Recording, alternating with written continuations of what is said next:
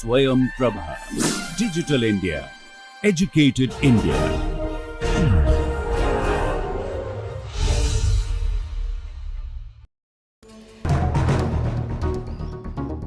Jnanam Paramam Dheyam. Knowledge is supreme.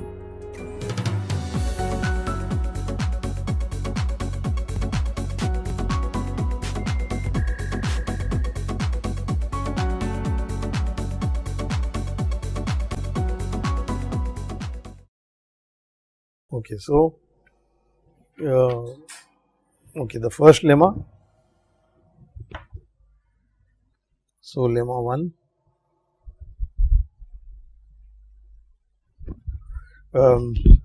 Okay, so suppose I have two decompositions. Suppose P1 to PR, these are prime ideals, and that is also equal to product Q1 to QS. So where P1 to PR are prime ideals in A is the domain always, and Q1 to QS are also prime ideals. Assume that I am only assuming that these Pi's are invertible. Ps is invertible for all I 1 to R. I am not assuming Q's are invertible. Then R equal to S, and up to permutation these are same, and there exists a permutation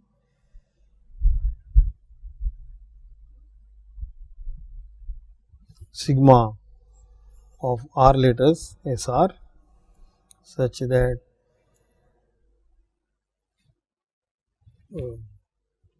Pi equal to Q suffix sigma I for every I.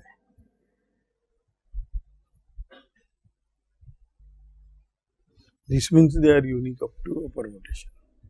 So proof.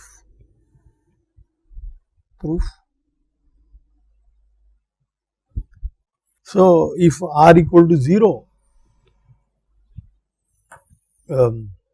if either R equal to 0 or S equal to 0, the assertion is clear.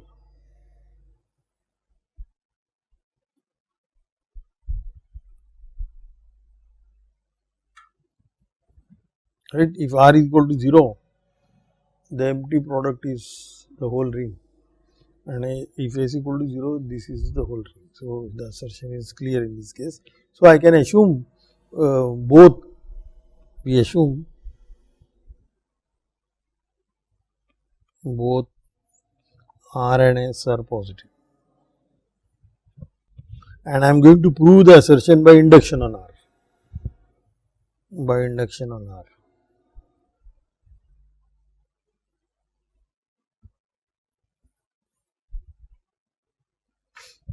Okay, so we have these finitely many prime ideals, all of them are invertible, and among them I will assume P1 is minimal among them. So we may assume by renumbering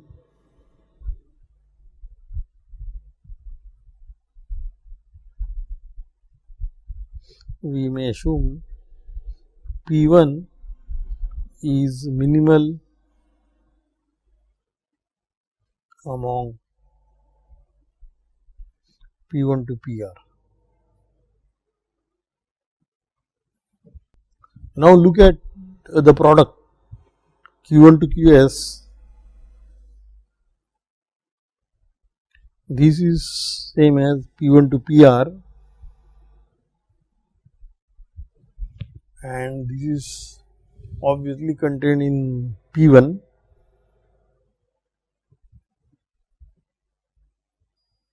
So this product of ideals containing the prime ideal, therefore one of them is contained there. So Qj will be contained in P1 for some j in 1 to S. So by permuting Qj's, I will assume the j equal to 1. So we may assume j equal to 1. That is, we are assuming Q1 is contained in P1. Now do the other way. Now look at the product P1 to PR, which is Q1 to QS, which is contained in Q1, and this Q1 is prime, therefore one of them has to be contained in Q1. So there exists Pi contained in Q1, but this Q1 was contained in P1. So this Qi is contained in P1, therefore I has to be, by minimality I has to be 1. So by minimality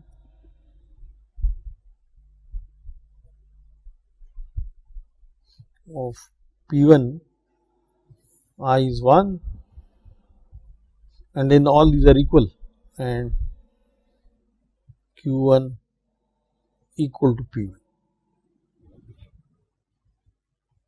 So we have proved one of them equal. Now you cancel it. For cancellation you need invertibility, but we have given P1 is invertible and the other side is Q1, which is also P1, so it is invertible, so you can cancel it. And then, so by multiplying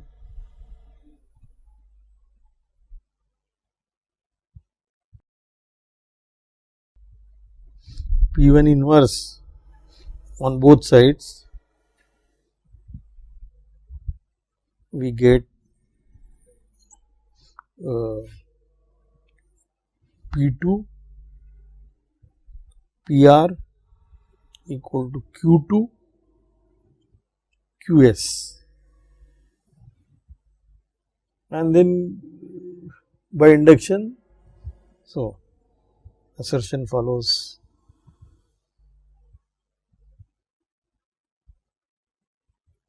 Now by induction, that was on R. Let me remind you, this proof is very similar. You remember when you are writing your prime decomposition of numbers, you are writing them in this order, P1 less equal to P2 and so on, PR, and then you are inducting on in the number of factors. So this is the same proof. Okay, so this was lemma 1 and lemma 2 also we will need two lemmas. They are all simple of this type. So lemma 2, now again we are assuming an integral domain, A integral domain,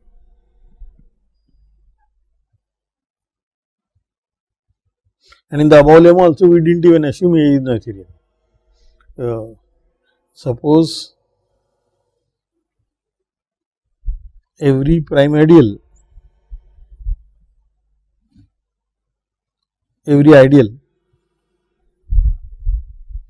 is a product of prime ideals.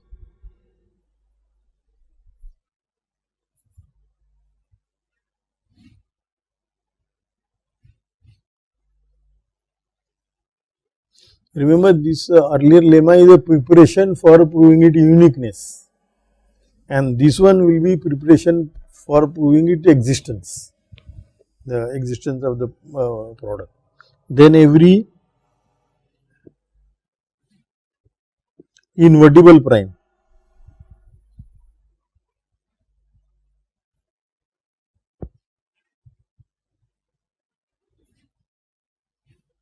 of A is maximum.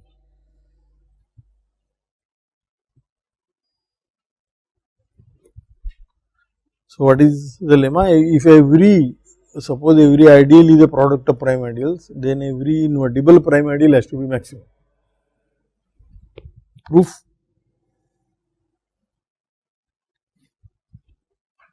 So, let P be an invertible prime ideal, P in this be invertible. Remember, invertible means A times A colon P should be equal to whole A. Okay. Now, I want to prove P is maximal. Okay. So, to show P is maximal, how do you show P is maximal? So, that means I have to show if I take an element outside P, then P plus ideal generated by X, this should be the whole ring. So, that will mean P is maximal. There is no bigger ideal than P. Okay. So, suppose we want to show this. So, suppose it is not true, then we should look for a contradiction. So, suppose P plus AX, this is a proper ideal, then we should look for a contradiction. Okay. Okay. So, look at that P plus AX square. This is contained in P plus AX. So, if this is proper, these are also proper. And so, both these ideals are, by assumption, all ideals are product of prime ideals. So, both these ideals are product of prime ideals. So, this, for example, this will be, let us say this is P1 N1 PR NR, and this one will be Q1 M1 QS MS, where these P1 to PR are prime ideals, Q1 to QS are also prime ideals, and these N1 to NR, M1 to MS, they are positive. Only those we write there. So, what does this show? This shows, you see, P is contained in this and P is also contained in this. So, P is contained in all these guys. Note that P is contained in all PI's, I's from 1 to R, and also P is contained in QJ's, where J is 1 to S.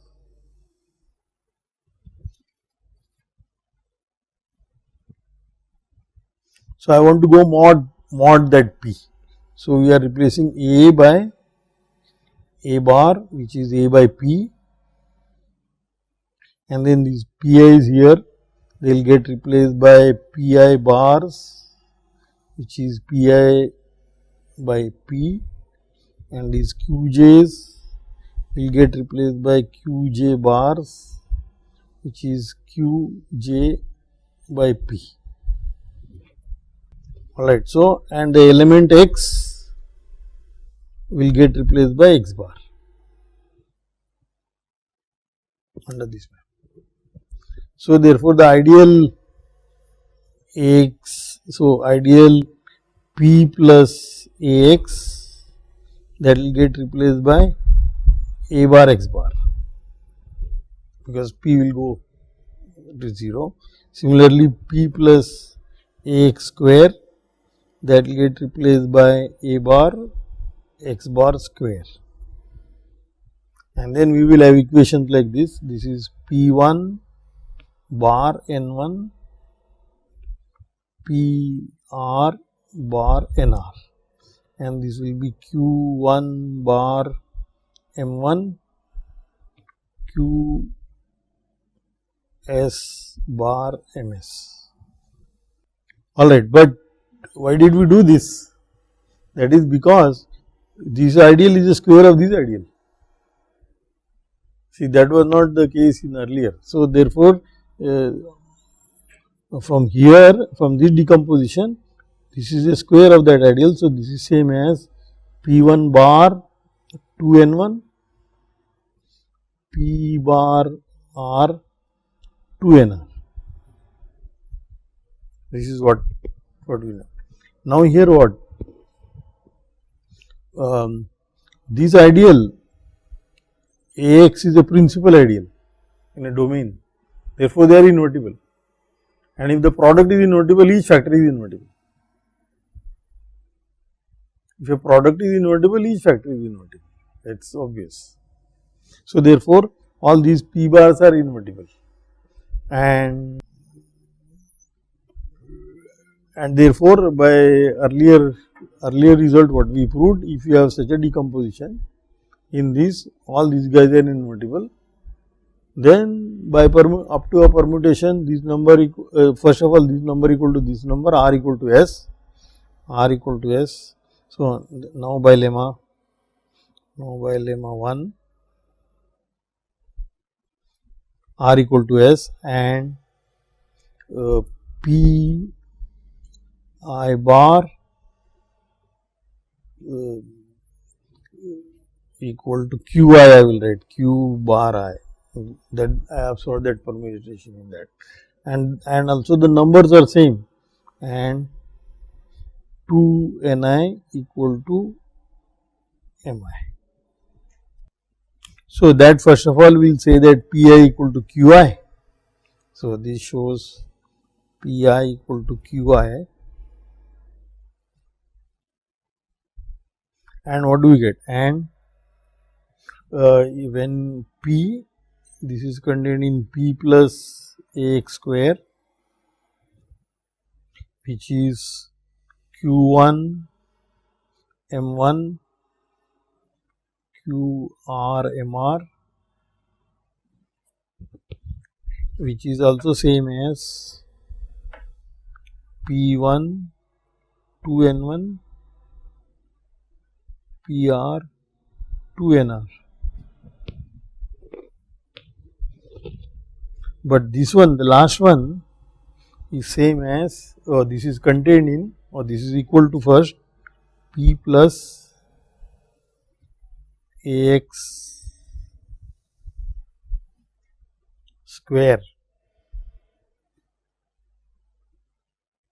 because these P's are Q's. So, I will replace now P1 by Q1, and then this will be 2, and then put it back here. So, this is P plus Ax whole square, but that is contained in P, or this is contained in P square plus Ax. So, what did we achieve? So, this containing P square Ax. So, that means any y in P. So, y in P, y is here. So, it is here. That means any y in P, we can write it as z plus Ax, where z is in P square and A is in A. For any y, you can write like this. But y is in P, z is in P square, so z is in P, therefore Ax is in P. So, that will imply, and x, what was x? X is not in P we started with, remember, x is not in P we started with, and we wanted to prove this. So, from here we get A belongs to P, since x is not in P. So, we got A is in P, but once we get A is in P, then what did we get? That means any y, you can write it as somebody is in p square and somebody is in p here.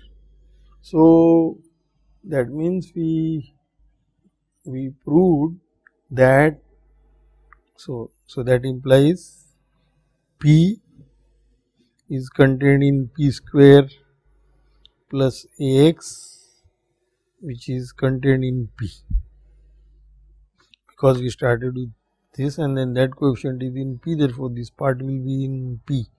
So therefore equality here, so that shows that p equal to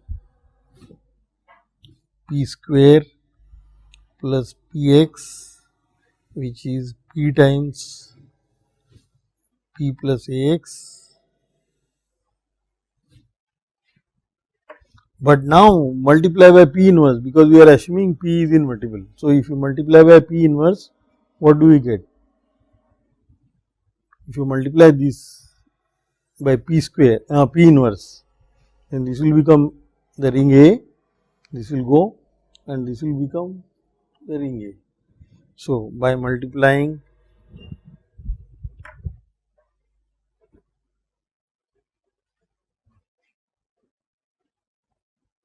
by p inverse, we get p inverse p, which is A.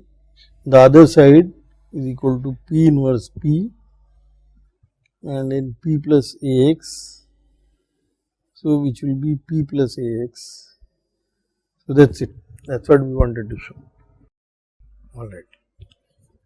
So now one more only and then we will be finishing 2-3 minutes.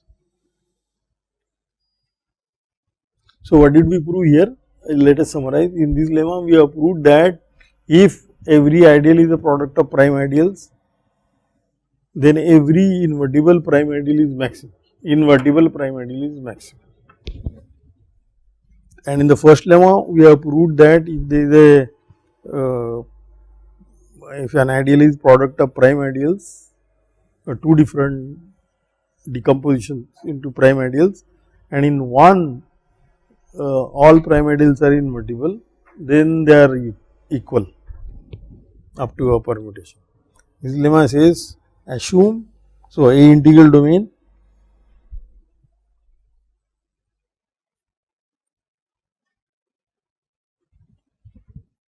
all these proofs, even the elementary number theory proofs for integers, the main idea was converting product into the sum. That was the main idea. So if A is the integral domain and suppose every ideal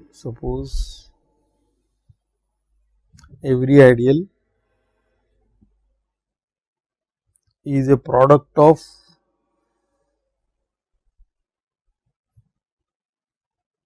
prime ideals,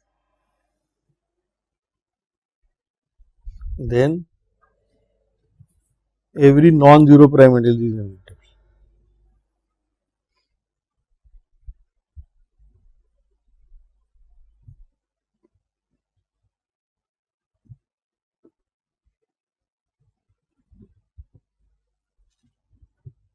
Okay, so proof, we want to prove that every non-zero prime ideal is invertible, and we have given that every ideal is a product of prime ideal. So start with the non-zero prime ideal. I want to produce the inverse for this, and we know what should the inverse be. So choose x in P and x non-zero. It's a non-zero prime ideal, therefore you can choose that. And now look at the ideal Ax. This is product of prime ideals P1 to PR, but Pi primes.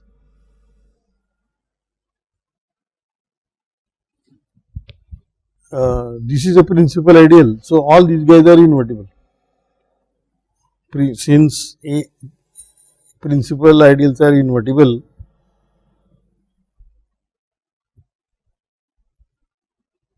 all the factors are invertible.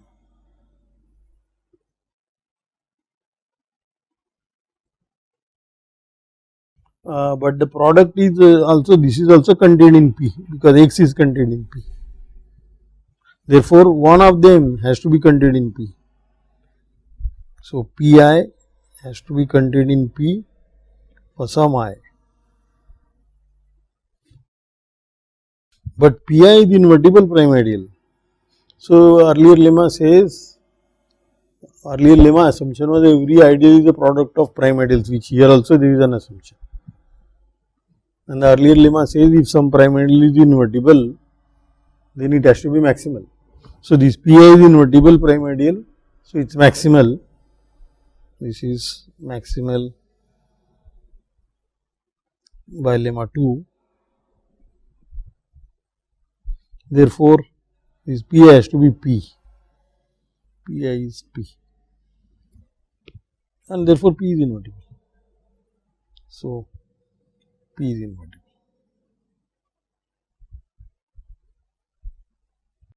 So, that is, now we are ready to prove. So, what do you want to prove? So, Dedekind domain. So, the theorem we wanted to prove was an integral domain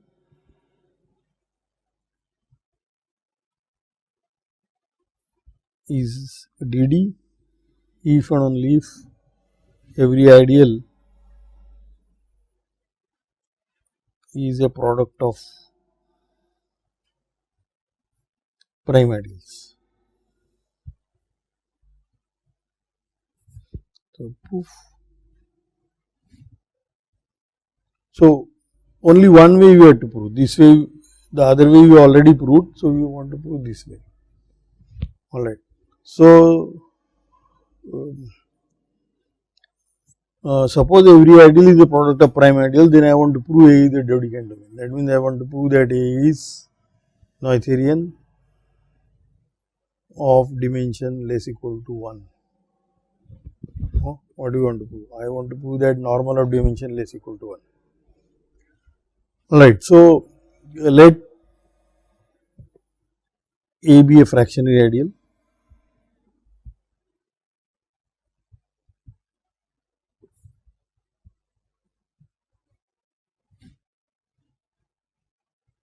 I will prove that fractionary ideals are invertible.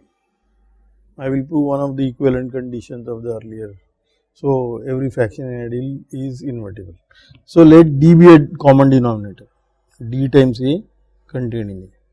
So, to prove A is invertible, I will prove D is invertible. So, enough to prove D times A is invertible.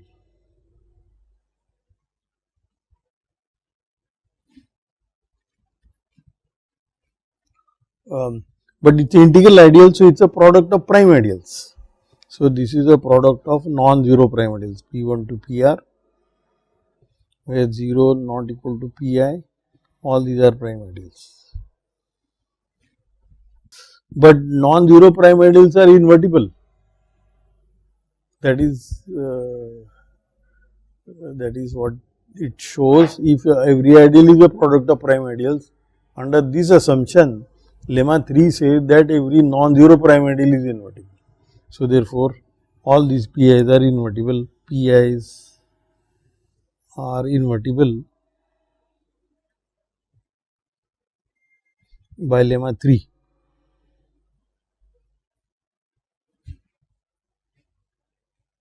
Therefore, product is invertible, therefore, D is invertible, therefore, A is invertible. So, therefore, we are done. So, let me write the corollary.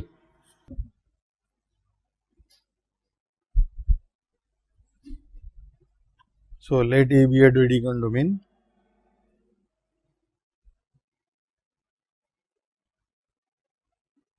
Then part A, if I have a non-zero ideal, 0 not equal to A, ideal in A,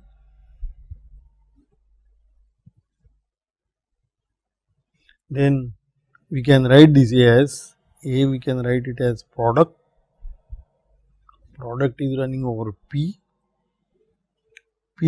power VPA, and this VPA is non-negative and VPA equal to 0 for almost all P.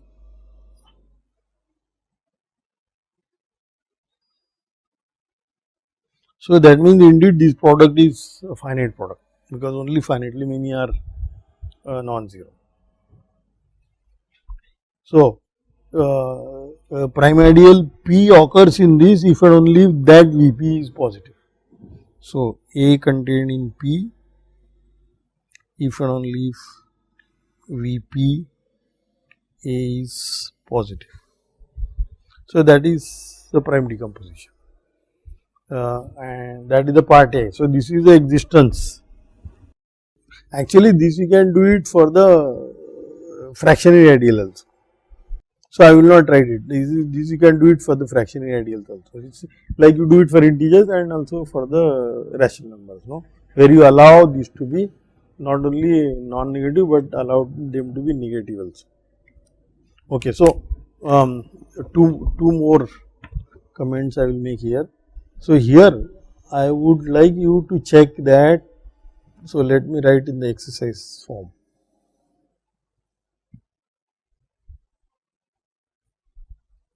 One, if so A integral domain,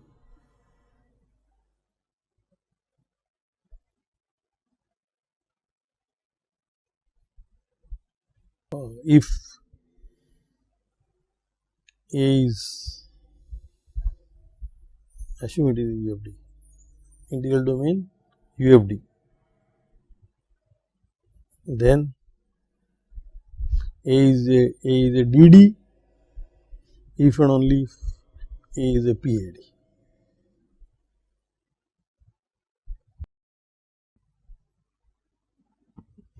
So once you assume it is UFD, then it is PID. Two, also if a DD is semilocal, if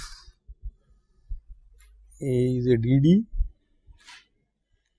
which is semilocal, semilocal means the maximal ideals, this is a finite set, there are only finitely many maximal ideals and a Dedekind domain, then A is a PID. It is always interesting to know when a Dedekind domain is a principal ideal domain, because this is again come from the fact that you want to know when the integral closure of Z in a number field, when it is a PID, or when it is a UFD, but then it is a Dedekind domain and UFD, then it is a PID. So it is always interesting to know when is the Dedekind domain PID. Okay, third one is little bit more general. This is true for any UFD actually. So A is a UFD,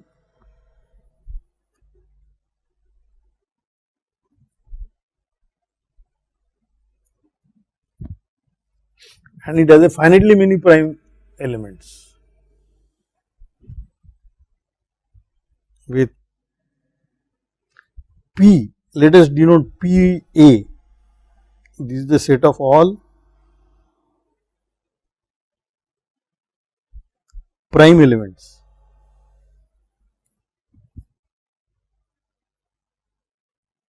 in A. And strictly speaking, I should write that this is the set of all representatives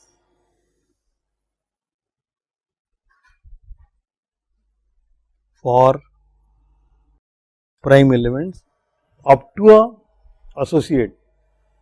You say take the relation of associates and in that set you collect the representatives of the prime elements.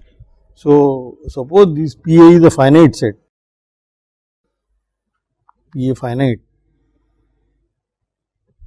then A is a PID. In fact, it will be dedicated. In fact,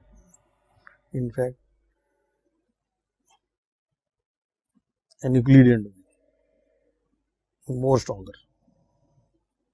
I will give you a hint for this. So, look at, so there are finitely many prime elements. So, there are finitely many VPs. Take VPs which P is in this P is in P. So, there are finitely many of this. So, look at this function VP, P in P. Show that this is a Euclidean function. Where did we do that? If an ideal is invertible and it is a product of prime ideals, if somebody is invertible, then all factors in that will also be invertible, no? Factors. See, suppose 6 is invertible, then isn't 2 invertible? Because you multiply by inverse of this and only you take the guy you wanted to conclude is invertible and collect it.